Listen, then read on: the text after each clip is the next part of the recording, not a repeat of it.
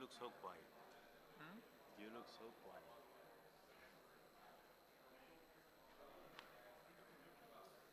One other thing, I deal a lot with governments and government leaders.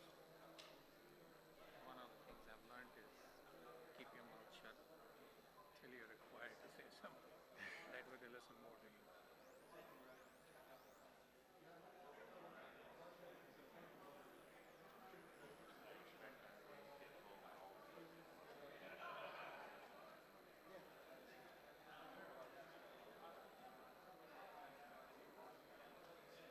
It's kind of interesting in that meeting how the lady from Peru Yeah. was insisting on one, I guess, interpretation of how things must. And because, yeah, that may be true, but if you open up We the wait box, for about another 5 minutes. There's That's still going. people dripping in, and then we'll start for example, if you the see, panel. Thank you. look, Fiji, for example, the top domain for .fj is run by the university, but it excludes all of the IP numbers that are used by the military, that the government manages. Perfectly fine. The government doesn't mess with the civilian side doesn't mess with the government side. That's a nice approach. Yeah. Yeah, and I think um, that yes, maybe she has some reason, but it depends. It really depends. It depends. In our country, a university runs .do, and we've talked in the regulator like, is that good? Well, it is working. We don't have major complaints. Why should us try to hijack that and maybe create unnecessary problems and And situations? even if you did, what do you get out of it? Exactly. It's not a money-making proposition, No. and it's mostly a headache. Exactly. And so what do you get out of it? And there's no control. I That's mean, our what conclusion. she's saying that, like, okay, so a country can run its own network. Of course you can run its own network. There's nobody stopping. You can always run a closed network. You Exactly. can call it whatever. You can name it anything you want to. Nobody Exactly. cares. Exactly. The problem arises when you want to talk to somebody else. That's the long and short of it. But that is good of this kind of programs that policymakers get to see another side of this sector and maybe understand because she's talking about few countries create their own internet. Well, that's sort of a position that, for example, Russia is pushing in China. They're basically saying, oh, the internet was originated by the US, and so the US controls all of this. Actually, no, the US doesn't control most of it. It is controlled by corporate companies now Exactly. that decide what standards they want to and don't want to apply. It just happens that most of those companies are in the US. But then the other point of it is they have invested a lot of money into it over the past decades. It's the same thing. I mean, if you're going to say, I need a car, well, you're going to buy a car from a company that manufactures the car. Exactly. That is the company that's going to listen to its consumer base to decide what features it wants in the car. You want a car with 5 wheels? Go build your own company and build it. And build it. Nobody's stopping you. That's But completely saying, why correct. don't you build a 5-wheel car?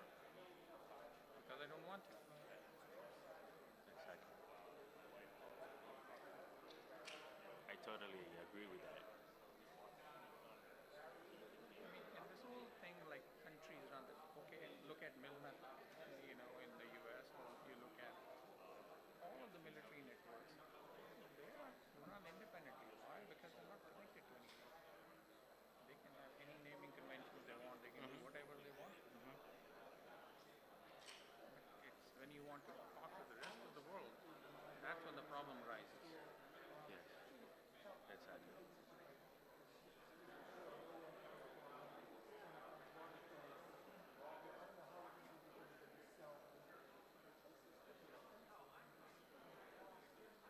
But that's her personality. She's always in all the meetings. She's pushing, questioning, That's not bad. Okay, gives you diversity of thought.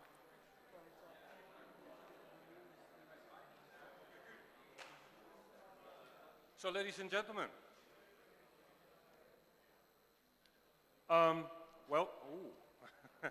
welcome all at the Internet Society briefing panel.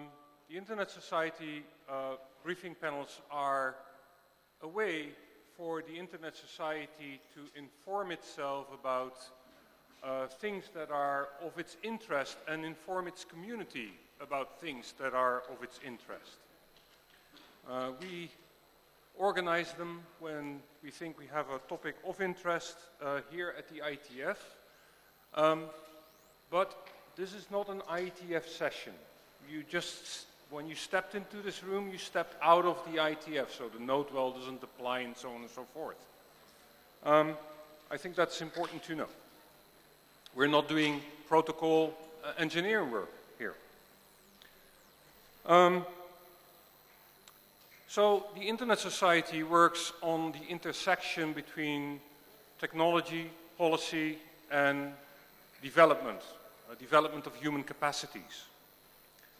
And one of the things that the Internet Society has done for a long stretch now is introduce policy people, regulators, people that work in ministries to the IETF through a program in which we invite those policymakers to the IETF to expose them to the workings, to create a better understanding of how the cake is made, how the dish is prepared.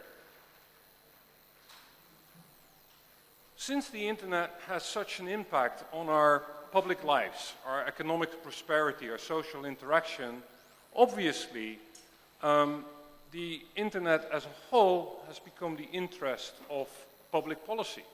There's a responsibility of policymakers to interact and understand the internet and understand what impact that has on the lives of the citizens that they represent.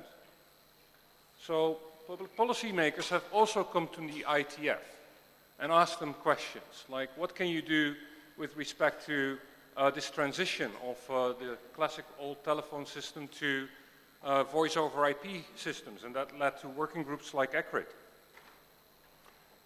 And pause.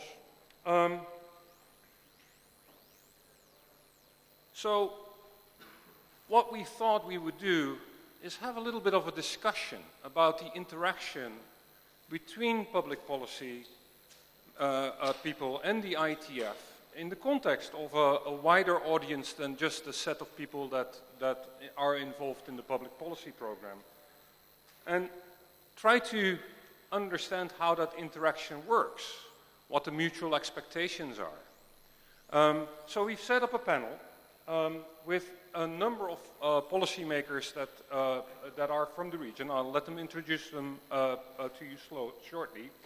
And with people with a background in the IETF, and we even have somebody who has two backgrounds in this sense.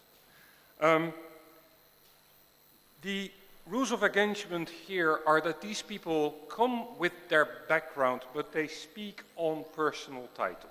They come with experience, they come with an informed position, but just as in the IETF, they speak on personal title, so it should not be mistaken that they represent necessarily the view of their government or their company.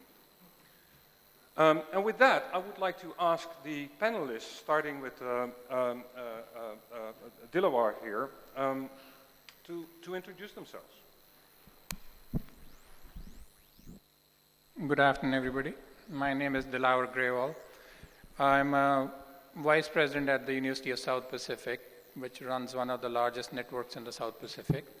And my other role is in advisory capacity to the governments of the region, which have a loosely knit network of how they deal with security, network development, and IT issues in the region.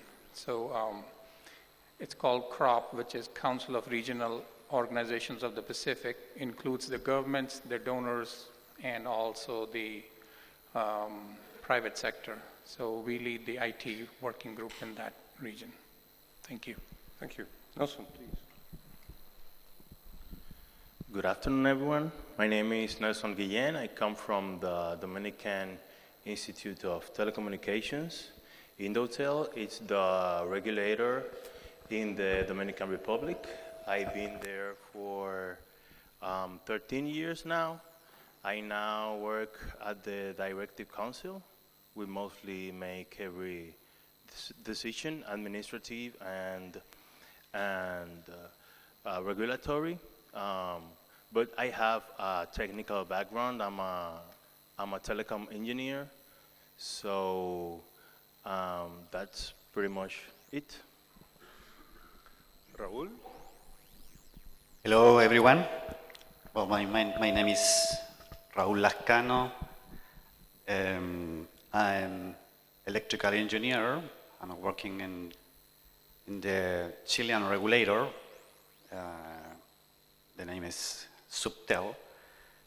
Subtel is in charge of the regulator process for all the services, telecommunication services in Chile, including broadcasting services, radio and television, mobile services, fixed services, data services, and inside the data services, including internet. So I'm working in Subtel by 14 years, and now we are in charge of the regulation of all these services that I say you. Thank you.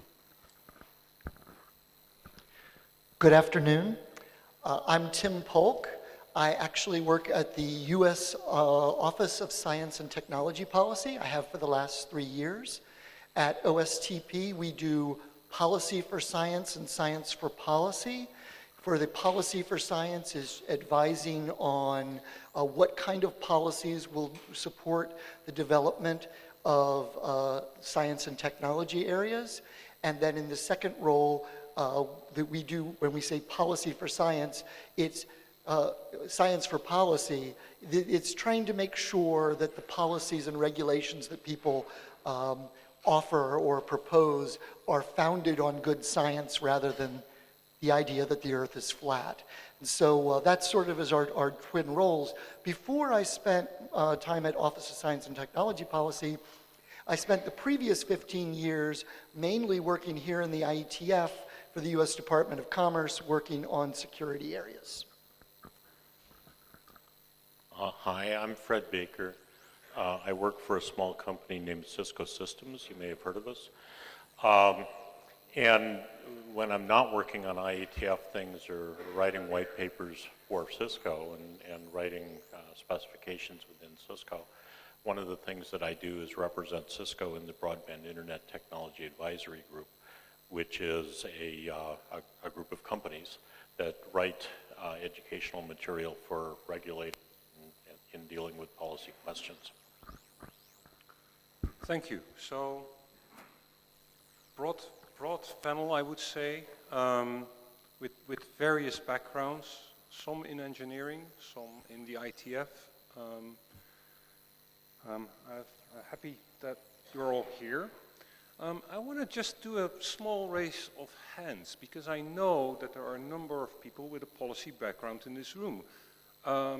And there are quite a few numbers, of course, that do strict engineering work. So the people who consider themselves engineers, can you raise your hands just for a small field? Okay, thank you. The people who consider themselves policymakers, can you raise your hands? That's a smaller group, but still a significant amount of people that are here that have an interest in the ITF. Now, a third question, who considers themselves to be in a bridging function or takes up that bridging function? That's also quite a set of hands that I see raised. So this is the space that we're going to explore. What are our mutual roles vis-à-vis policy, engineering, and the ITF? And basically, to start that conversation, for the people with the regulatory background, what is the public policy issues? What are the public policy issues that keep you awake at night and bring you to the ITF? And then for the people with the background in ITF work, why are you looking at policymakers for your work? And Tim, you got to answer both of these questions. Let me start with Nelson.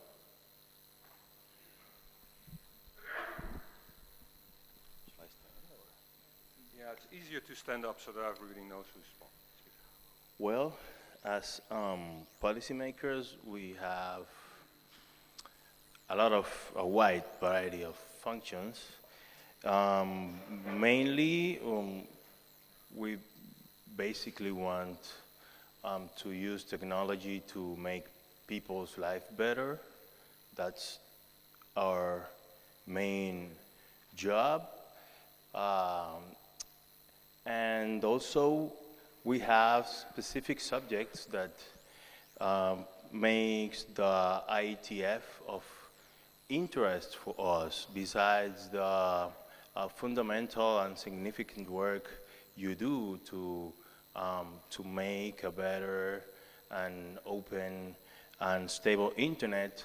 We have specific subjects that keep us awake at night, as Olaf said. For example, we, in our country, as I said, I come from Dominican Republic, we are working very hard on our cybersecurity strategy. We've been putting a lot of effort in all the cybersecurity issues and trying to create our first cert. We also are putting a lot of work in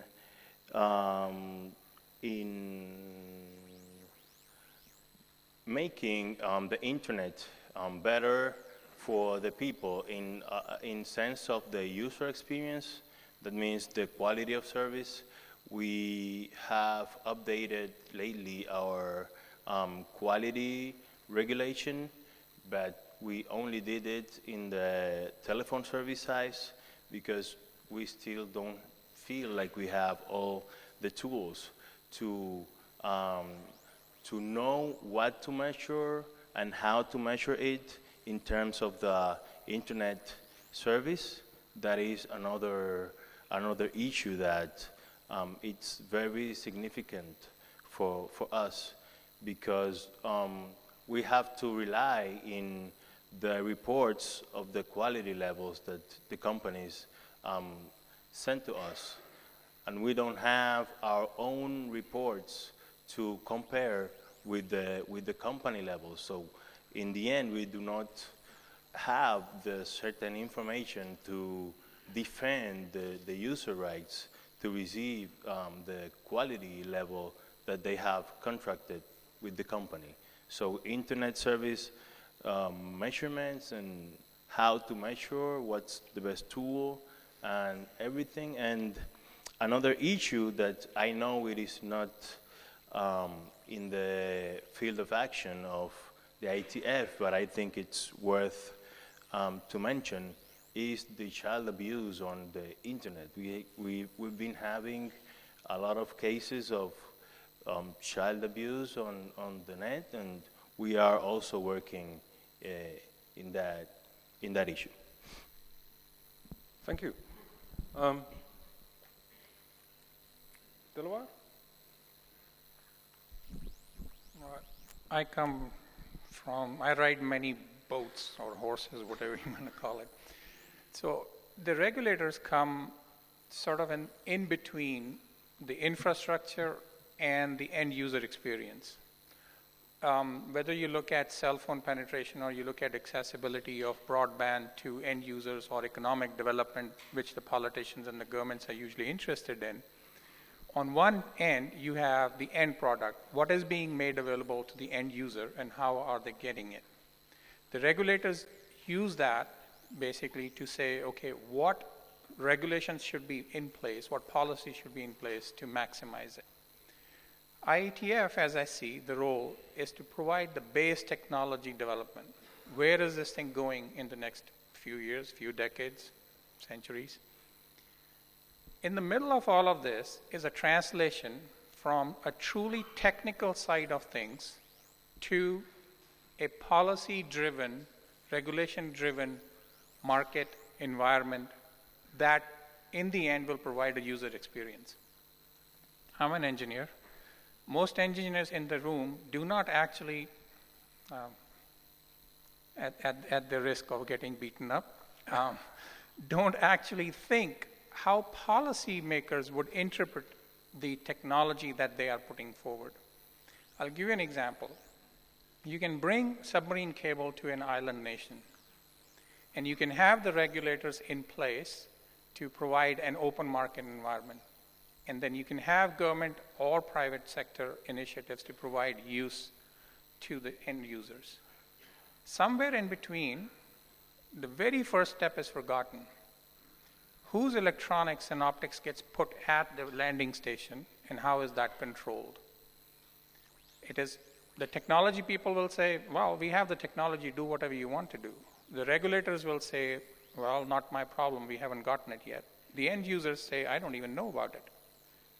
So a direction from a policy perspective to the technology makers, and from the technology makers to the policy makers, would be one of those things that would actually change our environment quite dramatically in the future.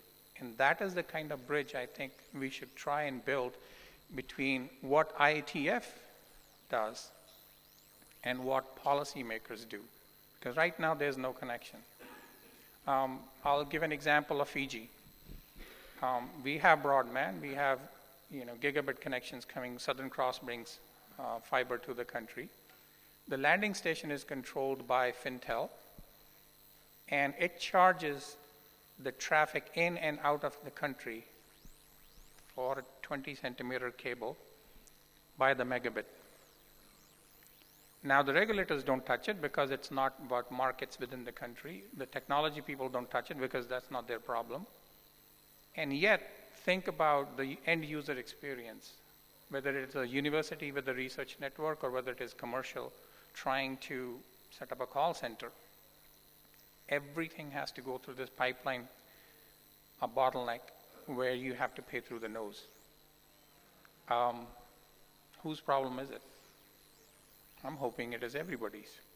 So that is the kind of conversation I would like to see have more impact and originate both from an IETF and a policy standpoint in forums like these. Thank you. Raul, please. Well, answering the question of Olaf, the first question is, what is our main issue today in Chile? Well, the main issue, I think, is internet. Internet is the big issue today for us in the terms of the regulation that we have to deploy. And for these different reasons, we have some problems to reach the goal or regulate well this service. And we think that the internet is the most important service that we have in the actually. And the second question was why I am here. As you see, it's the first time I'm a new attendant. And that's because in the case of Chile regulation, we are, from the historically perspective, we are far away from the IETF work. When we develop rules, we always make a benchmark of different international institutions looking for a technical reference to make rules in the different services that we are involved.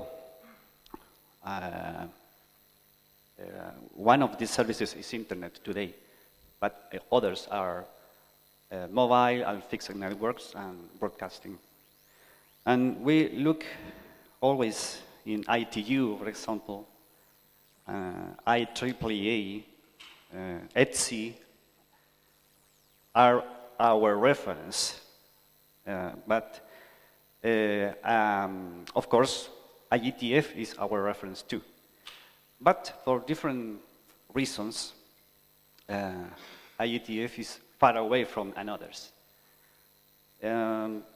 This reason, I can say this, the IETF rules are deeply technical. And maybe we have a lack with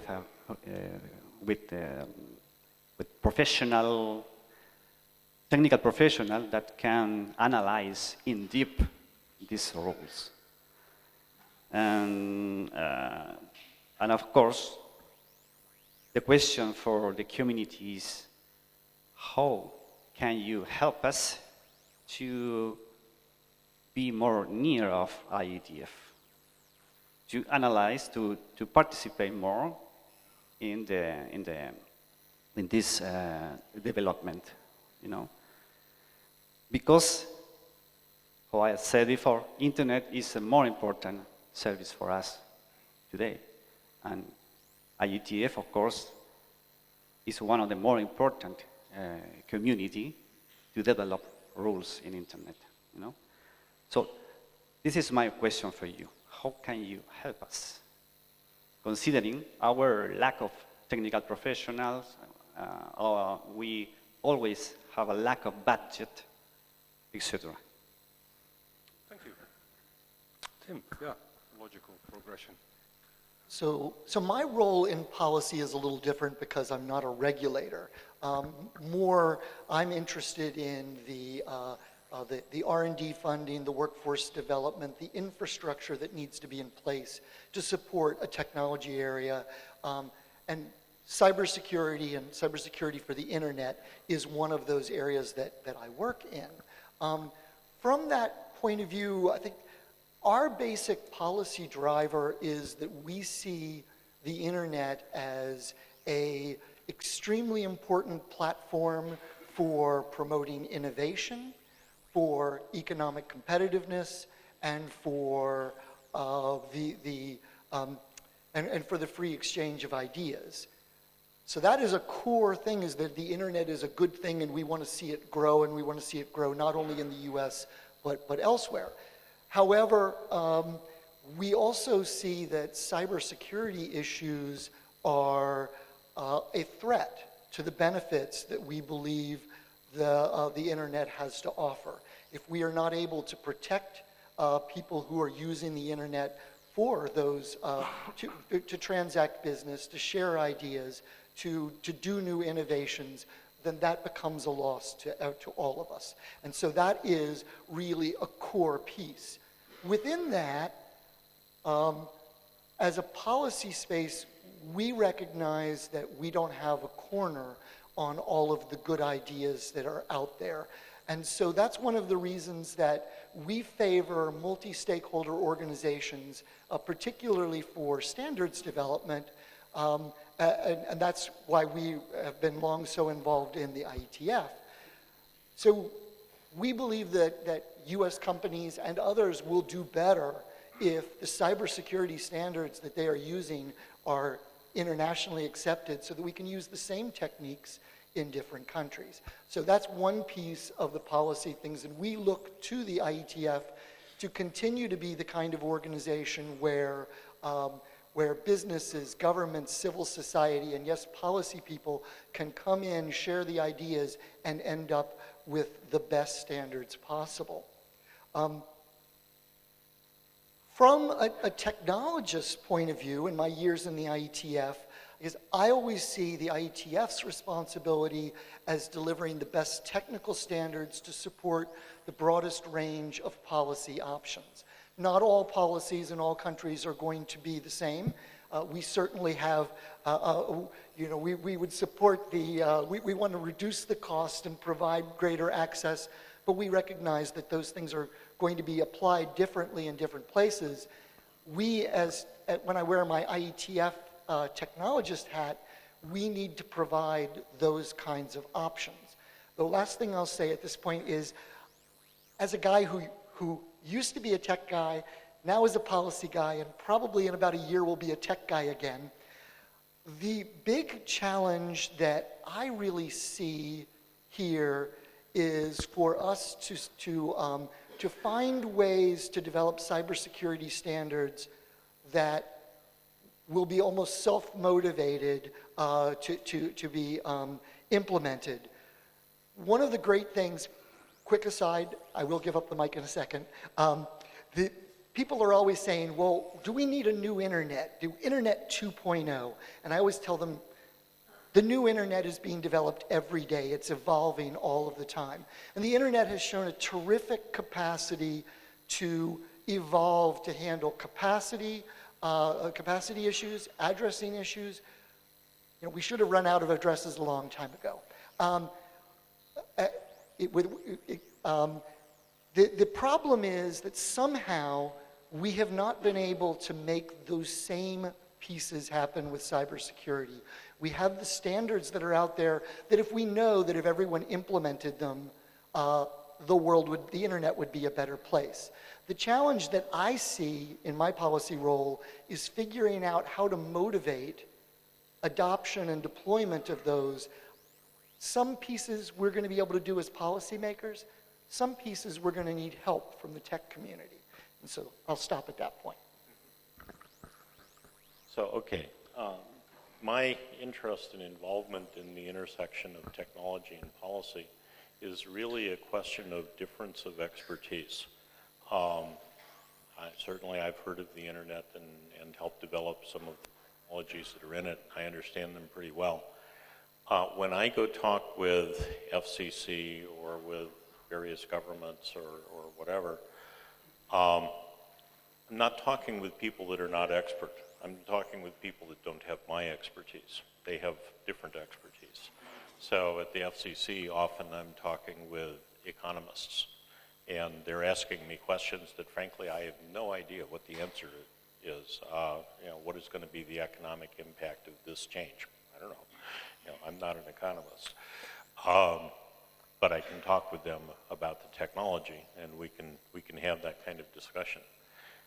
What's most interesting to me then is the goals that they might be setting and what their objectives might be, and then what education that I can give them. I found myself at a RANDS conference in 2004, which is a conference between the government of Russia and the service providers of that country, where they discuss the regulations that they're just about to enact.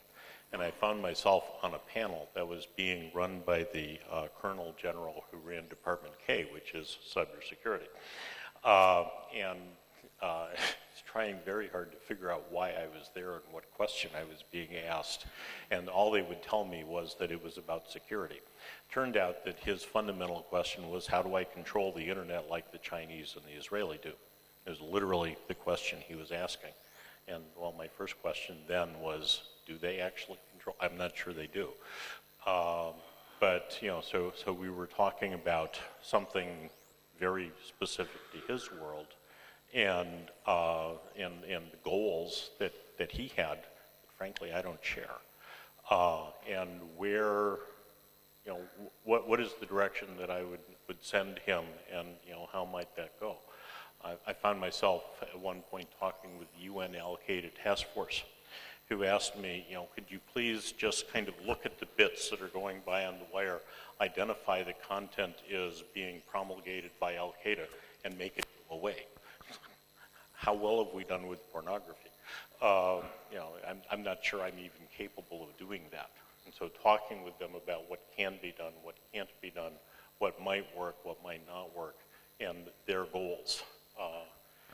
So oftentimes when I'm talking with policy regulators, I'm dealing with misconceptions and baggage, and trying to help them to understand the world in which they're being propelled so that they can make better regulatory decisions. And that I see as a large part of my activity there. Clear. Thank you. So, yeah, I heard a couple of things. And that bridging function is important. This is where technology bridges between, regulators bridge between the end user and the technology. I would suppose that there is also that direct interaction. I think that when we look at this room, we're all users of the internet ourselves, and we bring that perspective. But I also heard something about a broad set of options to be able to play with.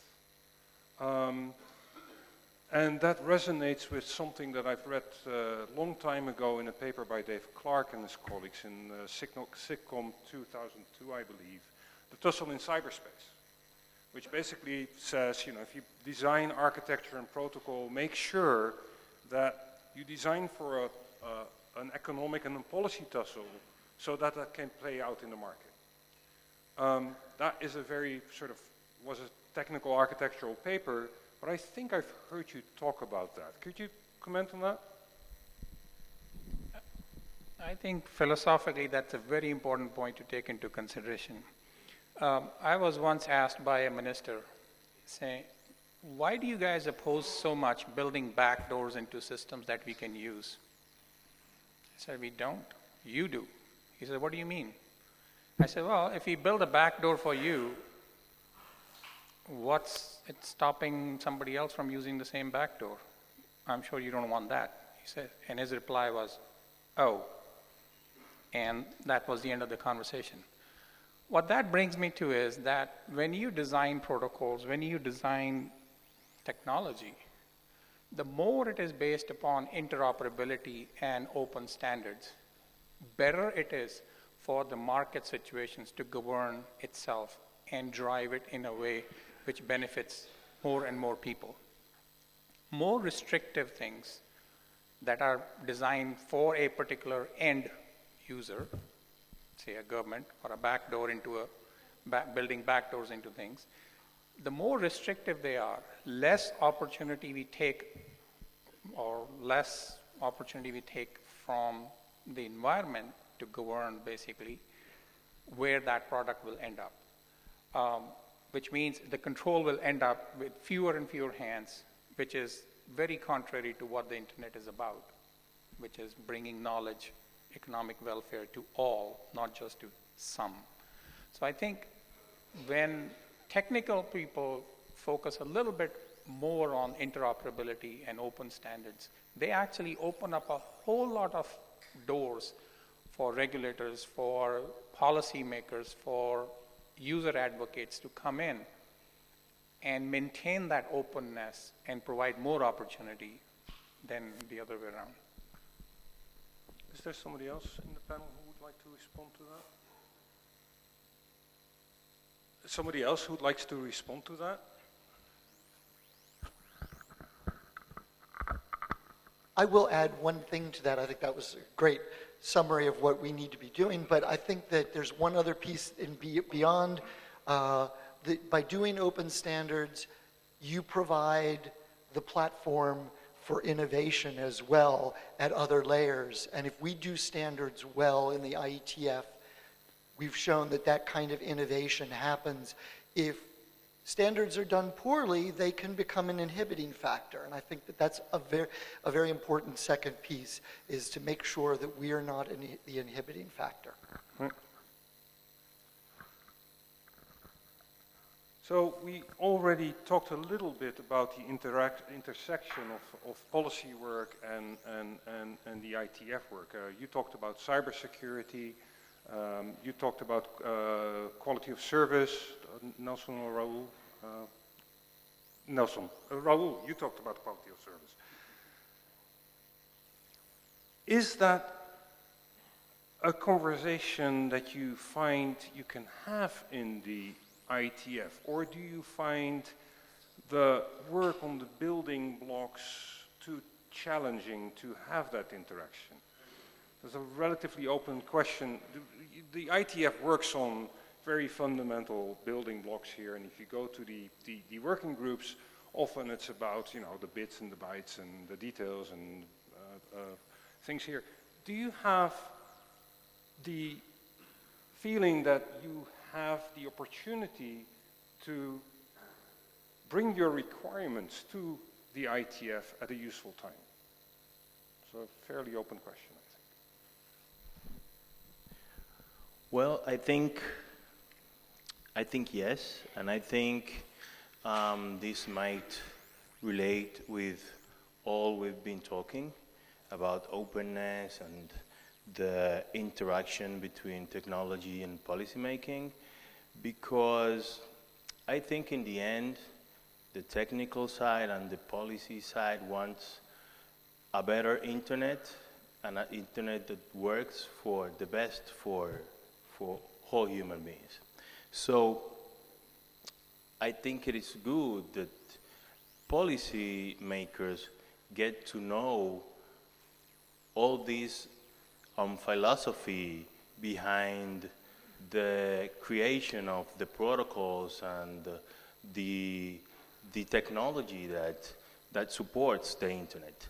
I think it is good for us to know that this openness and this transparency and all this way that you use to create everything, this consensus, all this, it is good for us to know that it is in the DNA of the technology, and that we sometimes might come to you to ask, hey, how can I put this regulation in to work in order to respect and maintain the creation principles of the technology. It is good if we get to know that and see all this process of creation that the IETF uses, and that might help us to respect all that and make better regulations to achieve our objectives. I think that relates with what Dilawar was saying about how you should keep everything open for the better use. So we should also regulate, but regulate trying to keep things as open as possible, and in order to let people keep developing and designing and opening new opportunities to use the technology. So I think it's not only possible, I think this is one of the best places to come and ask and have open conversations, because in the end I think we have more in common than differences. So I think it's not only one place, but it's one of the best places to come and ask questions and have conversations. Thank you. So I want to key on one word that you used, which was regulate. In English, we use that word quite often to prevent something from happening, to make it always be the same, to remove bumps from the road, that kind of thing. If I think of a voltage regulator, what it does is it makes sure that the voltage is always the same. And one of the worries that communities like ours have about regulation is that maybe we want to change it. And, would the regulation be in the way? One of the things that I've been involved with, that we've tried to impress regulators with, is that the important thing is to support and enable innovation and growth, and the growth of a country's gross domestic product as a result of the regulation. And what you want to prevent, if anything, is bad things like spam, attacks of various kinds. And make the wrong things not happen. I think if this community has any concern about regulations and regulators, that would probably summarize it. You know, please help us do our job and don't be in the way.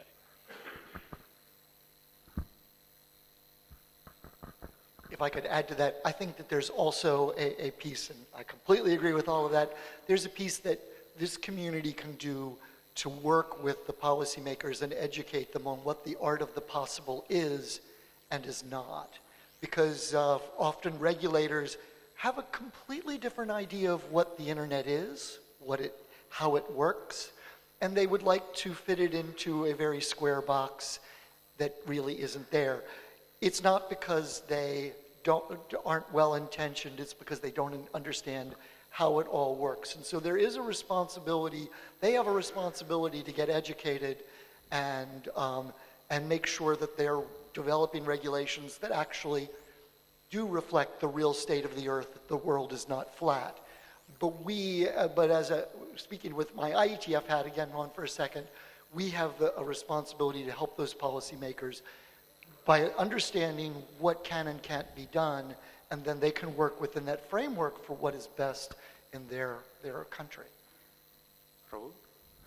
Yes, answering your question, Bluff, and follow the words of my colleague Nelson, I think that it's very necessary, the interaction between policymakers and the community of IETF. Very necessary, because we need the advisory of technical issues. But today I can see a gap between these technical issues that are very deeply technical and the way that we construct or develop the rules. Well, so it's very important that IETF include the policymakers in this work. You know, it's very important. You know, when we develop rules, always we have a political problem to solve a technical problem. The rules contains political issues that are not technical. Mm-hmm. And of course, technical issues. Always I have to fight with the political issues more than the technical issues. Yeah. So, because the political has another goals, different.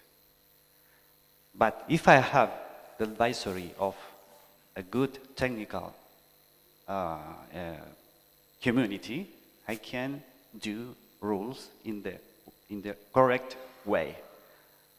So these kind of meetings for me are very important, you know. So, do you want to speak to it, Delaware? Or not yet? So I hear something here that I think is important. If I may summarize this in my own words, I've heard at least two of you speak about the enabling environment of the internet, and to me that's a sort of shared goal that I've heard that we share collectively, and understanding that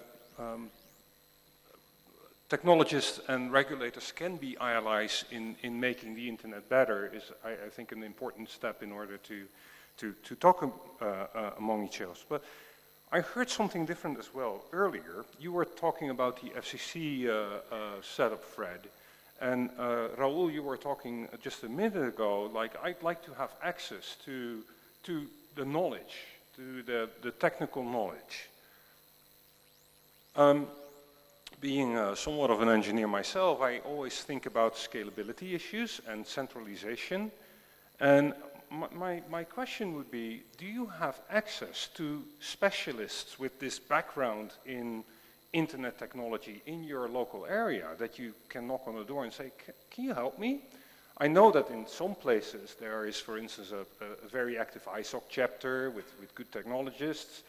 Some other places there are no Isoc chapters at all, and you don't necessarily need Isoc to get that interaction going, of course. There are other places to go for technologists as well. How do we get that interaction going on, say, a local level, instead of having to have this interaction all the time at the global level, namely in the IETF or in other technical fora? Is there something you want to reflect at? I'll take Raul first and then Delaware. Okay, well, this is always a problem. I think that we have access to the engineers are expert in different areas, always. But again, the political problem is a fight always, because these political issues put goals very maybe hard to match. Well, for example, the urgent. You know? Politicals say, I need a rule for tomorrow. Mm-hmm. So, well, I have access to technical expert, but I don't enough time. You know? So for this reason, it's very important to have a permanent work with, for example, IETF. Permanent work with policymakers is very important to reach the goal for us that is to deploy rules in the right way. Yep. You know, I want to go back to your college days. For some of us, maybe a long time ago. If you look at a business major and they wanted to woo some girl or a guy and ask them out, they would usually go buy a beer, you know, get into a flashy car and impress the girl that way. What do engineers do? They'll think the darn thing to death. That's what they will do. And that's inherent in the difference between technology developers and policy developers. A politician is not thinking in terms of what the heck does this thing do. The politician is thinking, what can I get out of it? And the technologist is thinking, how can I fine-tune this thing? And the interaction between those two, most often than not, is based upon either vendors or hired advisors. Now, every country is different. You know, there are universities that provide the same service. There are US is very different from, say, Australia is very different from, say, Nauru. You know, very different propositions. But the principle behind that thing is that we inherently segregate our interactions. We do what we do. But the internet is not for what we do. The internet is really for what everybody wants to do. So in that case, if there's, even in forums like this, if there's formal interaction between technology developers and policy developers, then it'll trickle down that combination to the politicians, to the regulators, to the people who actually control the end product. More of that develops at a local level, better our end product will be. Because you can develop the best technology in the world. Will it get used? Absolutely not if the end users don't want it, and absolutely not if somebody isn't paying for it, and absolutely not if the governments or the controlling entities don't want it. So I think it's a progressive environment that needs to be built, that needs to take the technology to the politicians and regulators for the benefit of the end user, and vice versa. Hear out what the policymakers and the politicians and the commercial sector wants, and address that within your development. This comes back to something that I think I heard Tim say in the context of cybersecurity solutions. How do you get them self-initiated? Is that a link that I hear correctly? And if so, do you want to speak to that, Tim? So I hope I'm not going to just repeat what I said earlier, but the technologies that we developed within in the IETF and have put into play have proved amazingly resilient when you consider the starting point for these technologies. I mean, things like the Netflix of today would have crushed the internet of 3 years ago. But these things organically have been adapted to, whether it was Napster or other file sharing.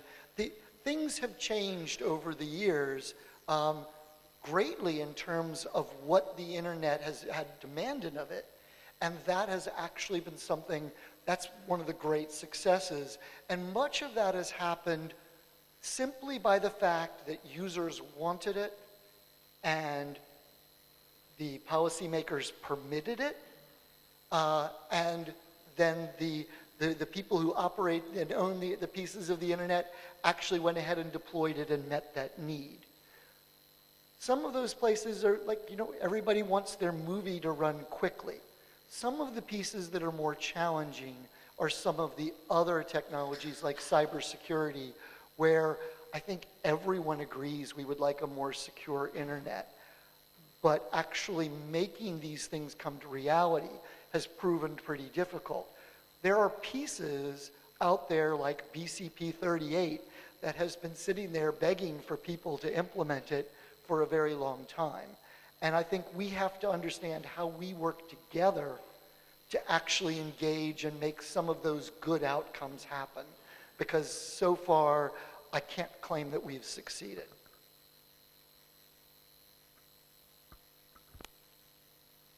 I'm thinking about your comment that a good engineer tunes things to death. So you're turning me off now. Okay. Tuned the microphone to death. Yeah. Okay, so I'm thinking about your comment that engineers tune things to death. And the funny thing, I think engineers fall into two broad categories. One of whom thinks that the product is not finished until all possible features have been added to it. And the other that thinks that the product's not finished until all unnecessary features have been removed. The latter category might turn around and say, so all I'm really trying to do is get a packet back and forth from here and there, and maybe I can move a file from here and there. So who needs all that security stuff anyway? And what we have to do, and I think we have to do this together, is figure out what that required subset is.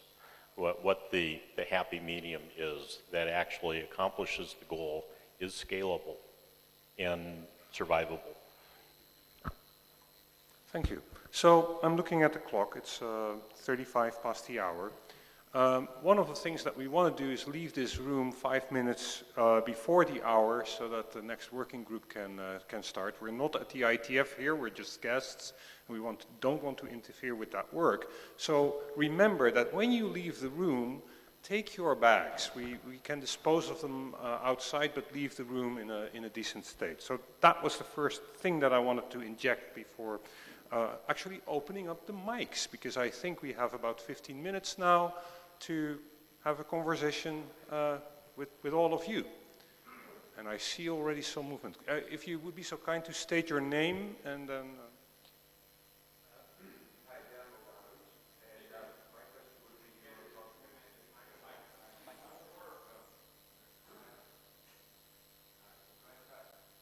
Wow. Okay, so Dejan Bogdanovic, my question would be, you are talking about QoS and improving QoS, but how can you marry QoS with net neutrality? And this is one thing which I find really interesting, you know, how you can balance these two things as a, you know, from a regulator perspective. Because we are building, you know, all the technical tools for the QoS, but from a regulator, from a regulation perspective, it is really hard for you to decide how to, you know, like implement them.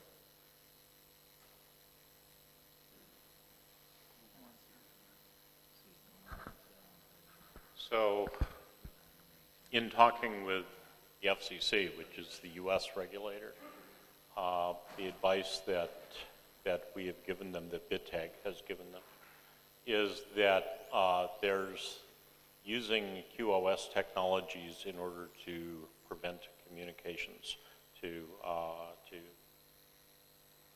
make a company or an application disappear or something like that. And there's a possibility of using QoS technologies to improve the behavior of an application. Improving the behavior of the application is actually in all of our interest. Making antitrust kinds of things happen, that's an issue, and that actually is net neutrality, is going after the antitrust and making that not happen. And so we've encouraged them to distinguish between the two uses of the technology. You have to use the mic. Just as a follow-up, but outside of the U.S., because, as the internet influence is moving away from the U.S. to the more global, you have to take into the account, the global state of the net, not just, the local U.S. Is there any, communication to do it, more international, or was it purely U.S. local engagement? Well, so again, BitTag, we developed the white papers for FCC. Funny thing, other people read them too. So one of the things that I want to be careful at in the mic session is to go into the details of technologies and discuss specifics. But I do think that we just had, perhaps had, because I cannot read your mind, Raoul, but perhaps had a classic mismatch of communication.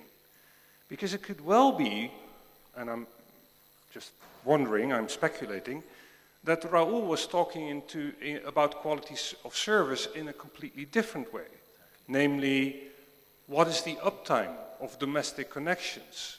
How long do I have cell connection service? What are completely different public policy needs than what we think of when we talk about quality of service, namely the amounts of bits available to a certain application. And I'm wondering if that just happened, so I'm going to ask if that is the case. Yeah, well, I want to say, I don't know if we are talking about the same concept, well, because in Chile, net neutrality means only that you can block any application on the internet. Anyone can block any application in the internet. That is all. That's all. And quality of service is another thing. It's a measure of, we call quality of experience. And we try to measure the experience of the user in comparison with between all operators, that is all. So there are a gap between two concepts. Montgomery NIST. So far in the panel, it seems like the concept of public policy has been used to be synonymous with regulation. Can you come a little bit closer to the mic? So far in the panel, it seems like public policy has been used to be synonymous with regulation. I wonder if you could comment on other forms of public policy, deployment initiatives, economic incentives that might help us do some things, deploy technologies that maybe aren't being deployed. I'm going to give this one to Tim Polk. Thank you, Doug. So I of course concentrate on the cybersecurity issues, but you're absolutely right. There are a lot of other public policy pieces that have contributed to the growth of the internet in the U.S. We've had our broadband initiatives and the initiatives to put the internet in all of our schools. So those are there certainly are lots of other things that we can do. Of course, we're trying to figure out how we piggyback off of those to also improve cybersecurity at the same time. I think other kinds of public policy initiatives that I'm interested in are the ones that have to do with directing research and development funding, things that are building infrastructure like research infrastructure to support different things. Public-private collaborations are a big deal on not as much in cybersecurity right now, although they should be, but in some of the other aspects of work that I do at OSTP, trying to make sure, once again, as I said earlier, government doesn't have all of the good ideas.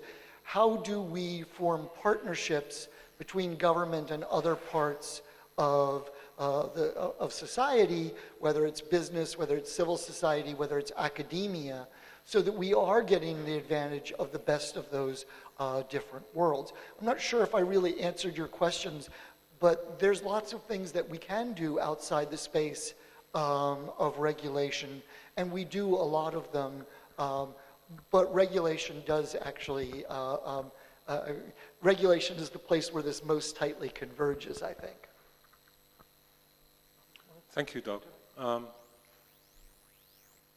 Good afternoon, Elliot Lear. I work for Cisco. I appreciate Isoc having held this panel. It's always great to hear from regulators and get your perspectives, especially from places that are far out like PG, where you have very specific requirements. My question to you is, though, around how you express your needs.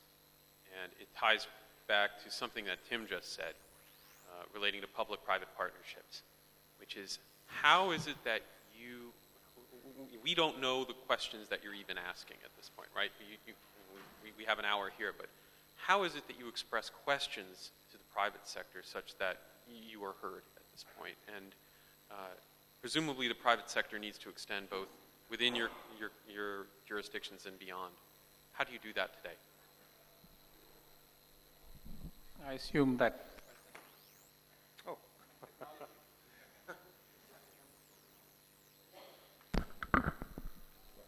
Thanks. I assume that question is directed at me. All three of you, and I think Tim has or I know Tim's answer already, and read this as well because he worked with me. Couple of things. One, I want to go back to the public policy part just a bit. Public policy is not a standard by any stretch of imagination. The definition of public policy. What is public policy in which country has entirely different meanings, and how it is brought into being and how it is implemented and what consequences it has. It has, consequences. So combining the two questions, communication becomes a big issue. In some places, one-man rules. What a minister or what a secretary of, ministry says or what a commercial entity says, that pretty much becomes it because they control the resources. In other places, you have consumer councils that listen to people, that say what should and could be done. In smaller countries, especially countries where technology is not self-generated, or the implementation of technology is not self-generated, the donor partners have a lot to say. Who gives the money to do what ends up defining a fair bit of public policy and a fair bit of implementation. But can you change that? Not necessarily. You can influence it greatly. There's a difference, because changing it means that you throw out all the infrastructure, you throw out all the control mechanisms, you throw out all the power, and you say, no, this is not what we want, this is what we want. Influencing is very different. Whether talking to leaders of countries, or whether talking to ministers, or whether you're talking to private entities, the voice of the consumer, the voice of the end user can be presented in many different ways where it can become quite influential. Money always talks. No, not necessarily. Think about this thing. People say that penetration of mobile networks into countries has a direct relationship with the GDP of that country. Well, how exactly is that possible? Who is producing that GDP? You go back to education, mobile learning. Everybody carries a cell phone. But what do they get on that cell phone is a different question. Can you have e-government? Can you have e-health? Can you have educational and research networks that are slightly separated from the commercial networks, so that in the interest of the people of the nations, you are able to produce content that is delivered to them. You are able to transport that content. So it's not always money in terms of what am I buying, but it is also money in terms of who's subsidizing it. It's also money in terms of who's going to accept it. What am I using my cell phone for? So that becomes, I mean, a lot of universities in developing nations will talk about wireless networks and bringing in standardized learning to the students. Great, fine. What happens the minute they step off of the campus? They don't have wireless, they don't have any connectivity. What do they relate to? The cell phone they hold. Now, if they want to promote education or health or fight against communicable diseases or non-communicable disease or anything, diabetes, whatever, who's paying for that? So money is not always a bad thing. It is something that is just a fact of life. You have to deal with it in a different way. But going back to the question of influencing things, I think we get stuck a lot on changing. And we say, okay, if somebody does this, then basically somebody will pay for it, and that's what becomes the norm. We don't have to focus on changing as much as influencing, where you say, okay, the Consumer Council doesn't need to go to the regulators and fight over a particular data package rate or a monopoly over a certain area. Rather fight over giving free or subsidized access to the technology for a specific purpose. Example, education or health. That's influence. That changes things quite dramatically in the developing countries. Not as much in the developed countries. In the US, they could care less. What Verizon gives you, what AT&T gives you, it has nothing to do with whether you can get your lessons at home or not. But in a developing country, it does matter whether you can get your lessons at home or not. Thank you. Last question. Thank you. Juan Carlos Zúñiga, Interdigital. First of all, I want to applaud everyone for this session. I think it's great. All that we've been hearing, it's very, very interesting, very educational for sure. And what seems to me is that we have an opportunity here to continue a relationship. I would love to see this not as a handshake between the two communities, but rather as the beginning of a continuous dialogue. And the fact that we have this interest seems to me that it could be the beginning of the snowball, right? We can start influencing, indeed, policies in certain parts of the world. And we know that governments and technical community will evolve and people will change, will move in and out. But if we could put in place a mechanism to continue this dialogue from now on and start spreading the word that this is a successful communication, I think that will be a good outcome and a good thing to move forward. I think, though, oh, you want to, yeah, go ahead, respond to that. Yes, I just want to agree with Juan Carlos. Yes. In that it is important that this to be continuous, because you said, how do you ask the question to the, I'm going to be very honest. We call them 3 days before what they have to do, and we tell them, you have to do this. We need this in order to put this service in this emergency service. We need location services for the people who call 911 on their cell phone. When do you need that? Tomorrow. But we can do it. Somebody said it has to be done, so it has to be done. How you're going to do it is not my problem. I'm just thinking what I'm going to get out of that. So how much you have to spend, what you have to do is not my problem. If we have a continuous talk, maybe, and if policymakers have an idea of what can or what cannot be done or what time it takes or how much money it takes, it'll be easier for us to tell our bosses it's going to be difficult if we only have 24 hours to do that or 48. So that's why I think it is important to have the conversation, the discussion, and it to be continuous. I think those are good words to end our briefing panel with. I'd like to thank the panelists and the audience. I would personally like your feedback. If you have anything that you want to share, send it to kolkman@isoc.org. And please take your bags out of this room. Thank you. Picture time. Where's the photographer? Where's our photographer? Photographer.